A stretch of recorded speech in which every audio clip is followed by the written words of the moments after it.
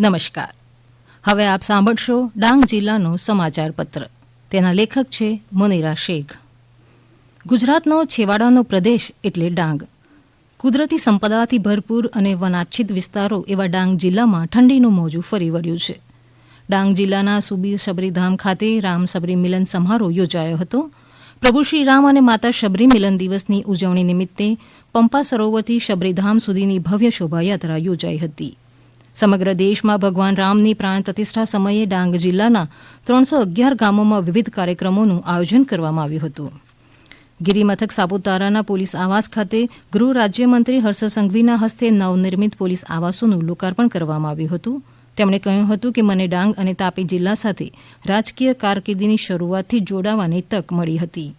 સાપુતારાની તળેટીમાં આવેલી શ્રી સંતોકબા ધોળકિયા વિદ્યા મંદિર, માલેગામ ખાતે ચાલી રહેલા ખેલ મહાકુંભમાં જિલ્લા કક્ષાની વોલીબોલ ટુર્નામેન્ટમાં ભાગ લઈ રહેલી ડાંગ જિલ્લાના ત્રણેય તાલુકાઓની પ્રત્યેક કેટેગરીની બે ટીમો મળી કુલ 18 ટીમોના ખેલાડીઓને પ્રોત્સાહિત કરતા તેમની સાથે નેટમાં ઉતરી સૌને ખેલદિલી સાથે આગળ વધવાની પ્રેરણા પૂરી પાડી હતી.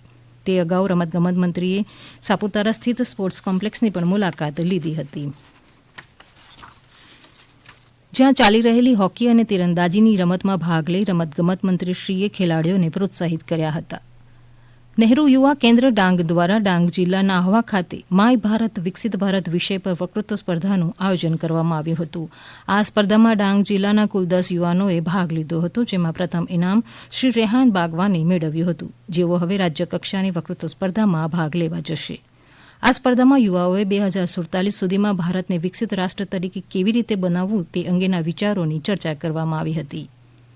ડાંગ જિલ્લાની માધ્યમિક શાળા લીંગા બોરખલ સાથે 4 જેટલી માધ્યમિક શાળાઓમાં નશાબંધી અને આબકારી વિભાગ આહવા, ગુજરાત નશાબંધી મંડળ અમદાવાદના સંયુક્ત ઉપક્રમે નશાબંધી જનજાગૃતિ કાર્યક્રમ યોજાયો હતો.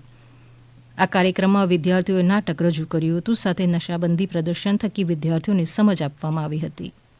આ કાર્યક્રમમાં નશાબંધી અને આબકારી ખાતાની કચેરી આહવા અને એન્જલ સખી મંડળના સ્ટાફ સાથે શાળાના આચાર્ય, શિક્ષકો અને મોટી સંખ્યામાં વિદ્યાર્થીઓ હાજર રહ્યા હતા.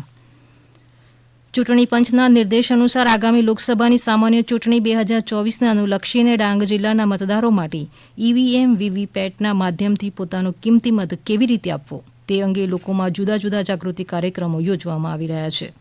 આ વાન દ્વારા મત આપવાની સંપૂર્ણ પ્રક્રિયાને સરળ ભાષામાં સમજાવવામાં આવશે. તેમજ ઇન્ચાર્જ કલેક્ટર શ્રી બીબી ચૌધરીએ આ વેળાએ જણાવ્યું હતું કે રાજ્યના મુખ્યમંત્રી શ્રી ભૂપેન્દ્રભાઈ પટેલે આગામી 1 વર્ષમાં ગુજરાતના તમામ ગામડાઓમાં સ્વચ્છતા સંદર્ભે સ્વચ્છ ભારત મિશન ગ્રામીણ સાથે સમાંતર નિર્મળ ગુજરાત 2.0 મિશન સ્વચ્છ પરિવાર, સમાજ અને રાજ્યનો મંત્ર સાકાર કરવાનું અભિયાન આદર્યું છે. મુખ્યમંત્રીશ્રીના રાજ્યવ્યાપી સફાઈ અભિયાન અંતર્ગત ડાંગ જિલ્લા ઉત્તર વન વિભાગ દ્વારા નાયબ વન સંરક્ષક શ્રી દિનેશ રબારીના માર્ગદર્શન હેઠળ સુબીર રેન્જના આરએફઓ શ્રી અમિતભાઈ તેમજ તેઓની ટીમ દ્વારા સુબીર વિસ્તારના વન વિભાગમાં આવેલા ધાર્મિક સ્થળોની સાફ સફાઈ હાથ ધરવામાં આવી હતી. વઘઈથી ડાંગ જિલ્લામાં પ્રવેશેલી વન સેતુ ચેતના યાત્રાનું પિંપરી, આહવા, સુબીર અને શબરીધામ ખાતે ભવ્ય સ્વાગત કરાયું હતું.